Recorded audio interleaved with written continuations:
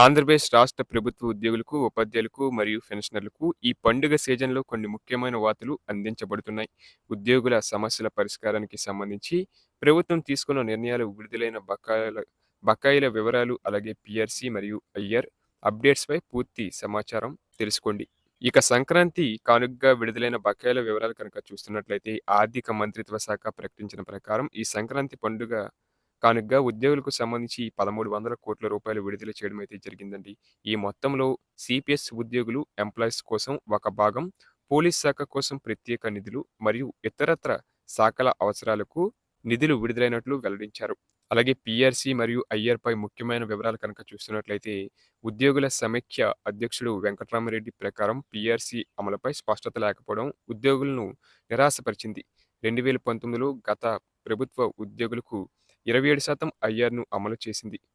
ప్రస్తుతం పీఆర్సీ అమలుకు సంబంధించిన హామీలు ప్రభుత్వం నెరవేర్చలేదని ఆయన ఆవేదన వ్యక్తం చేశారు. అలాగే ఉద్యోగులకు ఐఆర్ ప్రకటించాల్సి ఉన్నప్పటికీ 7 నెలల పాలనలో ఆ దిశగా ఎటువంటి చర్యలు తీసుకోలేదని ఉద్యోగులు పేర్కొన్నారు. ఐఆర్ ప్రకటనల విషయంలో ప్రభుత్వం ఉన్నత స్థాయిలో చర్చలు జరపాలని వారు కోరుతున్నారు. ఇక ఉద్యోగుల బకాయిలు శ్వేతపత్రం ప్రకారం మొత్తం 21,980,00,00,000 బకాయిలైతే ఉన్నాయండి.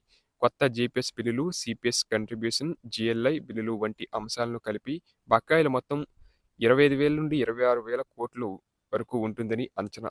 డీఏ మరియు ఇతర పెండింగ్ బిల్లులు, అలాగే ఒక డీఏ కూడా సంక్రాంతి నాటికి ప్రకటించకపోవడం నిరాశ కలిగించే విషయమని ఉద్యోగులు అంటున్నారు. ఇక సంక్రాంతి బకాయిల విడుదలపై ఆవేదన నెలకొంది. ఆర్థిక మంత్రి ప్రకటించిన 1,300,00,00,000 చెల్లింపుల వద్ద భాగం టీడీఎస్ చెల్లింపులకు వెళ్లిపోవడం ఉద్యోగులకు తీవ్ర నిరాశ కలిగించింది. సంక్రాంతి బకాయిల్లో కూడా సిపిఎస్ ఉద్యోగులు, పోలీస్ శాఖ ఎక్కువ ప్రయోజనం పొందినప్పటికీ చాలా మంది ఉద్యోగులకు ఇంకా పూర్తి చెల్లింపులు జరగలేదని వారు పేర్కొన్నారు. ఇక ఉద్యోగులకు న్యాయపరమైన హక్కులు, పీఆర్సీ అమలు, ఐఆర్ ప్రకటన, డీఏ చెల్లింపులు వంటి విషయాల్లో ప్రభుత్వం వెంటనే చర్యలు తీసుకోవాలని ఉద్యోగులు ఆశిస్తున్నారు. ఇక వెంకట్రామరెడ్డి మాట్లాడుతూ ప్రభుత్వం హామీలను గౌరవించి ఉద్యోగులందరికీ న్యాయం చేయాలన్న ఉల్లాసను ఆయన వ్యక్తం చేశారు. పీఆర్సీ అమలు ద్వారా 30% మధ్యంతర భృతి కల్పిస్తే ఇది ఉద్యోగుల ఆర్థిక పరిస్థితిని మెరుగుపరుస్తుందని భావిస్తున్నారు.